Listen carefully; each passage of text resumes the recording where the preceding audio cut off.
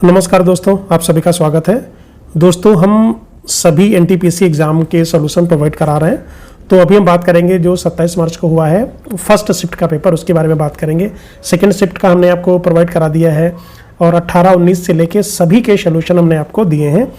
तो जिन्होंने भी एग्ज़ाम दिया है प्लीज़ आप उसको चेक कर सकते हैं और कमेंट करके बता सकते हैं कि आपको हमारा वीडियो कैसा लगा और आपने कितने क्वेश्चन अटैम्प्ट किए। क्वेश्चन नंबर 1 पे आते हैं। नागरिक केंद्रित प्रशासन और शासन में नैतिकता किस आयोग की रिपोर्ट का मुख्य विषय था? ठीक है, तो यहाँ पे आंसर आ जाएगा द्वितीय प्रशासनिक सुधार आयोग का विषय था।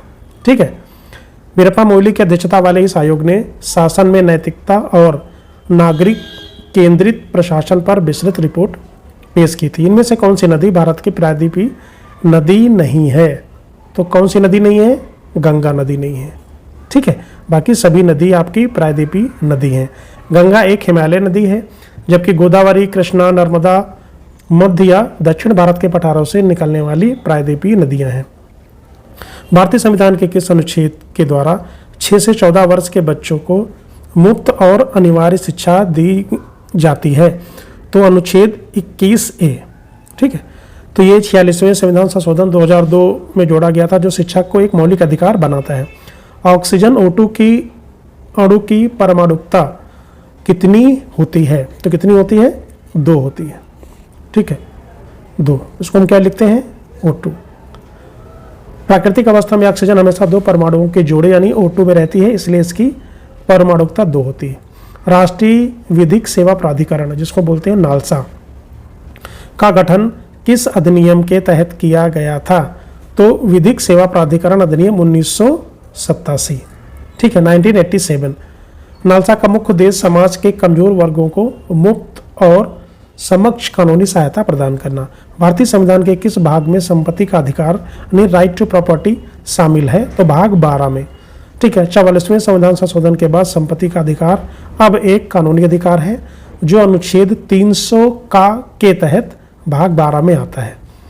ठीक है, क्विंटल निम्नलिखित में से किस भौतिक राशि को मापने की इकाई है? तो क्विंटल से हम क्या नापते हैं? द्रव्यमान।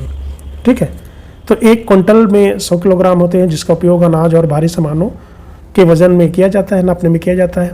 ठीक है, कोयली नृत्य, जिसको कोयली डांस भी बोलते हैं, किस राज्य का प्रसिद्ध नृत्य है? तो ये है महाराष्ट्र का। ये कई बार क्वेश्चन आया है, इसको मैंने पहले भी देखा है। ठीक है, यह महाराष्ट्र के तटीय क्षेत्रों में रहने वाले मछुआरा समुदाय द्वारा किया जाने वाला पारंपरिक नृत्य है। ठीक है, तो किस समाज के द्वारा किया जाता है? यह मछुआरा समाज के द्वारा किया जाता है। भारत सरकार ने उड़िया भाषा को शास्त्रीय भाषा का दर्जा किस वर्ष दिया? तो 2014 में दिया गया है। ठीक है, इंडियन नेशनल एसोसिएशन की स्थापना किस वर्ष की गई थी? तो 1876 में की गई थी। ठीक है, इसकी स्थापना SN बनर्जी और आनंद मोहन बोस ने कलकत्ता में की थी, जो बाद में कांग्रेस में विलय हो गई। गरीबी की माप की पद्धति की समीक्षा के लिए रंगराजन समिति का गठन कब किया गया था? तो 2012 में किया गया था। 2012 में गठन किया गया था और 2014 में इस समिति ने रिपोर्ट सौंपी थी। ठीक है, जिसका उद्देश्य तेंदुलकर समिति की पद्धति की समीक्षा करना था। एमिरेट्स एयरलाइन के वर्तमान अध्यक्ष और CEO कौन है? तो उनका नाम है शेख अहमद बिन सैद अल मखदूम। कंप्यूटर में अंडो पिछली क्रिया रद्द करने के लिए शॉर्टकट कुंजी क्या होती है? तो उसको बोलते हैं Ctrl+Z। वह सिस्टम सॉफ्टवेयर कौन सा है जो हार्डवेयर और एप्लीकेशन सॉफ्टवेयर के बीच इंटरफेस का कार्य करता है? तो उसको बोलते हैं ऑपरेटिंग सिस्टम। ठीक है, कोई ऐसा नहीं, ऑपरेटिंग सिस्टम के सभी जो संसाधन CPU मेमोरी का प्रबंधन करता है और यूजर को काम करने के लिए मंच देता है। संथाल विद्रोह का मुख्य नेता कौन था? तो उसका नाम था सिद्धू और कान्हू। ऑप्शन आ जाएगा B। कथक किस राज्य का प्रमुख शास्त्रीय नृत्य है? तो कहाँ का है? ये है उत्तर प्रदेश का। जिनमें कहानियों को नृत्य और भावों के माध्यम से सुनाया जाता है। 2001 से 2011 के बीच भारत में किस लिंग की साक्षरता में सबसे अधिक वृद्धि हुई है? तो महिला की साक्षरता में सब वृद्धि हुई है। 2011 की जनगणना के अनुसार महिला साक्षरता में 11.79% की वृद्धि हुई है, जबकि पुरुषों में 6.88 की तुलना में बहुत अधिक है। डॉक्टर N राजम जी ने 2026 में पद्म विभूषण से सम्मानित किया गया। किस वाद्य यंत्र के लिए प्रसिद्ध है? तो ये क्या वायलिन बजाते थे। ठीक है। डॉक्टर एन राजम वायलिन की प्रसिद्ध वादक हैं जिन्हें हिंदुस्तानी संगीत में सिंगिंग वायलिन तकनीक के लिए जाना जाता है। ठीक है। IREA ने 2025 रिपोर्ट के अनुसार सौर ऊर्जा यानी सोलर पावर स्थापित क्षमता में भारत का वैश्विक स्थान क्या है? तो तीसरा स्थान है। चीन और अमेरिका के बाद अब दुनिया का तीसरा सबसे बड़ा ऊर्जा उत्पादक देश बन गया है भारत।